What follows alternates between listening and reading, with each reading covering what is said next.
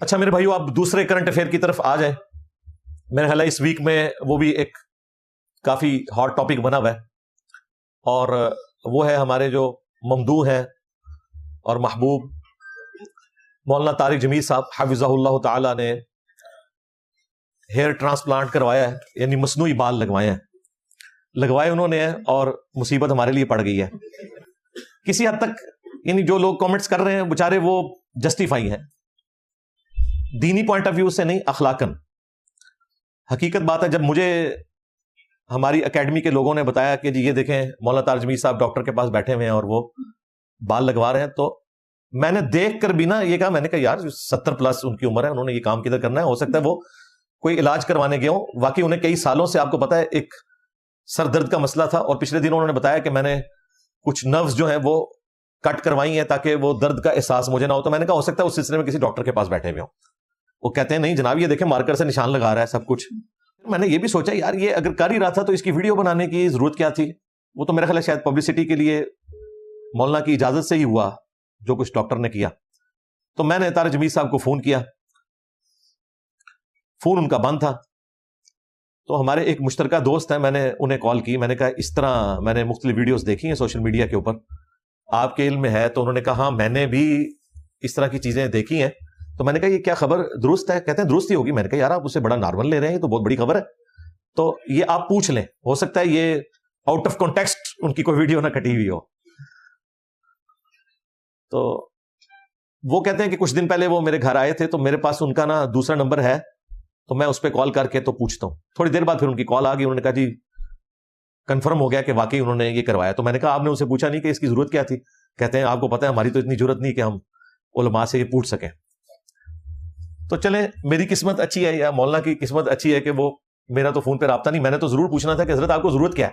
اس کی وجہ یہ ہے کہ ان کے بال کوئی جھڑے ہوئے نہیں ہیں، تھوڑا سا حصہ جو ہے نا بالوں کا یہاں سے جو اس عمر میں جا کے اتنی گنج ہو ہی جاتی ہے، باقی ان کے ماشاءاللہ اچھے خاصے بال ہیں دائیں طرف بائیں طرف سارا. پھر ایک بندے نے ہر وقت پگڑی پہننی ہے، ٹوپی پہننی ہے، اس سے تو اس سے کوئی غرض ہی نہیں ہے کہ اس کے بال کتنے ہونے چاہیے. یہ میں شرعی طور پر بات نہیں کر رہا، میں اخلاقاً ساری گفتگو کر رہا ہوں. چلیں اگر کسی کی کوئی نظر کمزور ہے، آپریشن کروا لیتا ہے، لینس ڈلوا لیتا ہے، کوئی خوبصورت والا لینس بھی ڈال لیتا ہے، ٹھیک ہے بنیادی ایک نیڈ ہے، اس میں ایک چیز ہے، کوئی اچھا فریم لے لیتا ہے اینک کا. مجھے نہیں سمجھ آتی کہ یہ کرنے کی ضرورت کیا تھی. شرعی طور پہ بات نہیں کر رہا میں، اس وقت اخلاقاً اور اس معاشرے کی جو نارمز ہیں اس کے پوائنٹ آف ویو سے کر رہا ہوں، جو کسی حد تک جسٹیفائی بھی ہیں کہ یہ کوئی ایسی بیسک نیڈ نہیں جس کے بغیر آپ گزارا نہیں کر سکتے. پھر وہ شخص جس نے ہر وقت پگڑی پہننی ہے، ٹوپی پہننی ہے. اب میں نے یہ بال رکھے ہوئے، مجھے پتا ہے کہ بال سنبھالنا زیادہ مشکل ہے، اس لیے آپ دیکھیں کئی لوگوں کے بال ہوتے ہیں وہ حلق کروا دیتے ہیں، کہتے ہیں کمفرٹیبل ہیں. تبلیغی جماعت میں آپ کو اکثر لوگ ایسے ہی نظر آئیں گے. تبلیغی جماعت میں تو ویسے ہی بال رکھنے کا رواج بہت کم ہے. خیر اسی قسم کا مسئلہ اس وقت بھی اٹھ جانا تھا اگر طارق جمیل صاحب شادی کر لیتے کوئی اس عمر میں، حالانکہ وہ کوئی گناہ کا کام نہ ہوتا، لیکن پھر بھی ایک خبر بننی تھی. میرا خیال ہے شادی کرنا کوئی اتنی بڑی خبر نہیں ہونی چاہیے، لیکن یہ جو خبر بنی ہے واقعی خبر ہے کہ کوئی ضرورت نہیں تھی. پھر لوگوں نے ان کی کوئی پرانی ویڈیوز، کوئی آڈیوز پیچھے چلائی ہوئی ہیں جس میں وہ دنیا کی بے ثباتی کے اوپر گفتگو کر رہے ہیں کہ دنیا تو کچھ نہیں ہے، اصل زندگی آخرت کی ہے. اور وہ کہہ رہے ہیں کہ مولانا اب اس عمر میں بھی دنیا سے جانے کا ان کا کوئی ارادہ نہیں ہے، یہ تو پھر سے تیاری کر رہے ہیں.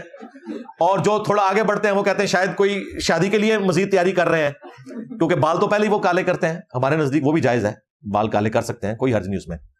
لیکن وہ لوگ پھر 7 صفر لگا کے خود رزلٹ نکالتے ہیں اور کہتے ہیں ہمیں تو یہ کہہ رہے تھے درویشی کی زندگی گزارو، اور خود دیکھیں یہ کس طرف جا رہے ہیں. میرا خیال ہے ایٹ لیسٹ اس واقعے سے ایک چیز تو پتہ چل گئی کہ جس طرح کچھ عرصہ پہلے آپ کو پتا ہے ان کے جوان بیٹے کی ڈیتھ ہوئی تھی، اللہ تعالیٰ اس کی مغفرت کرے اور ان کے لواحقین کو صبر دے اور صبر پہ اجر عطا فرمائے. اس کے بعد یہ بالکل ٹراما میں چلے گئے تھے. آپ کو پتا ہے کہ ہر لیکچر میں ہی روتے تھے اور پھر وہ ویڈیوز بھی چڑھتی تھی، لوگ اس کا بھی مذاق اڑاتے تھے، نعوذ باللہ. تو اس صدمے کے وقت تو یہ لگ رہا تھا کہ یہ اب پوری زندگی ریکور ہی نہیں کریں گے، لیکن وہ ریکور کیا کر کے وہ ریکور پلس ہو گئے ہیں انہوں نے بال بھی لگوا لیے ہیں. تو اس اعتبار سے مجھے خوشی ہے کہ ایٹ لیسٹ اس غم کی کیفیت سے ریکور کر کے، کچھ زیادہ ہو گیا لیکن خیر ہے پازیٹیو سینس میں. شرعی گرفت میں کہہ رہا ہوں اس کے اوپر کوئی نہیں ہے، نہ اس کے اوپر مذاق اڑانے کی ضرورت ہے، ٹھیک ہے، ان کا رائٹ ہے. اگر وہ چاہتے ہیں کہ وہ، بعض لوگوں کو یہ بھی ہوتا ہے کہ وہ خود بھی اپنے آپ کو ایک بند سور کر رکھنا پسند کرتے ہیں، ایسے لوگ بھی ہوتے ہیں. تو اس اعتبار سے ہی ان کا رائٹ ہے، وہ کریں، کوئی مسئلہ نہیں ہے. اور اس پہ تو اتنا خرچہ نہیں ہوا ہوگا. اگر آپ ان کے باقی خرچے دیکھیں، ان کی گاڑیاں اور لیونگ سٹینڈرڈ، تو اس میں تو یہ آٹے میں نمک کے برابر ہے اور اونٹ کے منہ میں زیرہ ہے، یہ والا جو انہوں نے خرچہ کیا. اور میں نے پوچھا نہیں ہے، لیکن یہ میرا گمان ہے کہ یہ فری ہوا ہوگا، کیونکہ اس ڈاکٹر نے اپنی مشہوری کروائی ہے ان کے ذریعے، جس طریقے سے ریسیو کیا ہے. تو سامنے ظاہر ویڈیو بن رہی تھی نا، یا تو ہوتا پیچھے سے کوئی بنا لیتا، جس طرح میری کبھی کبھار کوئی جمعے کی، ابھی اس جمعے کی بھی کسی نے بنا کے لیک کر دی ہے، مجھے تو پتہ ہی نہیں ہے. اور وہ ویڈیو خود ہی بتا رہی ہے کہ وہ چھپا کے بنائی ہے، کہ اس میں آگے بندے بھی آ رہے ہیں، مجھے تو پتہ ہی نہیں کہ ویڈیو اس طرح بن رہی ہے. لیکن اس طرح پراپر ریسیو کرنا، اور پھر جب ڈاکٹر ہے، دوسرا مولانا بیٹھے ہوئے ہیں، اور تیسرا ایک کیمرہ لے کے پاس کھڑا ہے، تو آپ یہ کہہ نہیں سکتے کہ مولانا کو پتہ ہی نہیں چلا ان کی ویڈیو بن گئی ہے اور پھر وہ نیٹ پہ چڑھ بھی گئی ہے. اور یہ بھی نہیں آپ کہہ سکتے کہ انہیں یہ بھی نہیں پتا کہ اس کے بعد ہوگا کیا. صحافیوں نے ویلاگ بنا دیے اس کے اوپر. ہاں، ایسے صحافیوں نے بنائے جنہوں نے خود بال لگوائے ہوئے ہیں. اچھا، یہ بال لگوانا کوئی اس بات کی گارنٹی نہیں ہوتا کہ یہ بال چل بھی جائیں گے. کئی لوگوں کے دوبارہ سے جھڑ جاتے ہیں. نواز شریف صاحب نے بھی لگوائے تھے، آپ کو پتا ہے، پھر جھڑ گئے. یہ اللہ تعالیٰ کی بڑی نعمت ہے جی بال. یہ دیکھیں، یہ بال لاکھوں روپے لگتے ہیں، اور چند بال وہ ان جگہوں سے اتارتے ہیں جو آپ کے یہ گدی پہ بال ہوتے ہیں. دیکھیں آپ جتنے گنجے لوگ ہیں، آپ ان کو دیکھیں، یہاں پہ اور گدی کے بال نہیں ان کے جھڑتے. اور داڑھی دیکھیں گنجوں کی اتنی گھنی ہوتی ہے. ہاں، یہ نہیں آپ دیکھیں کہ داڑھی بھی ان کی جو ہے وہ صاف ہو جائے نا. یہ داڑھی اللہ نے ایک ایسی چیز بنائی ہے کہ داڑھی والا معاملہ یہ والا نہیں ہوتا. یہ بھی ایک بہت بڑی نبی الاسلام کی سنت میں اللہ تعالیٰ نے چیز رکھ دی ہے. تو بہرحال وہ بال یہاں سے اتار کے انہی بالوں کو ٹرانسپلانٹ کرتے ہیں ان جگہوں کے اوپر جہاں سے آپ کے بال جھڑ جاتے ہیں. پھر کچھ عرصے میں وہ ریکور کرنا شروع ہو جاتے ہیں، اور خود سے وہ آپ کی اپنی کھیتی اگ آتی ہے. اور اس میں 99.9% یہی ہوتا ہے کہ آپ کے بال استعمال ہوتے ہیں. کسی دوسرے کے بال لگانے کا تو آپ تصور ہی نہیں کر سکتے. اس کی وجہ ہے کہ وہ جسم اسے قبول ہی نہیں کرے گا. اس کے لیے وہ اسی طریقے سے ہے کہ کوئی گردہ ٹرانسپلانٹ کروا رہا ہے یا جگر ٹرانسپلانٹ کروا رہا ہے، تو وہ تو امیونٹی سسٹم اس کو اپوز کرنے کے لیے سامنے آ جاتا ہے. لہذا یہ نہ سمجھیں کہ لوگوں کے بال ہوتے ہیں وہ اپنے ہی بال لگاتے ہیں.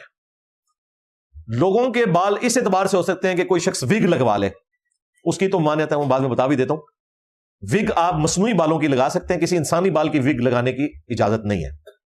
بہرحال یہ جو ایکٹیویٹی پرفارم ہوئی ہے، یا مولانا کا 70+ کی عمر میں داڑھی کو کالا کرنا، اس کے اوپر کوئی شرعی گرفت نہیں ہے. لا الہ الا اللہ، لا الہ الا اللہ، لا الہ الا اللہ.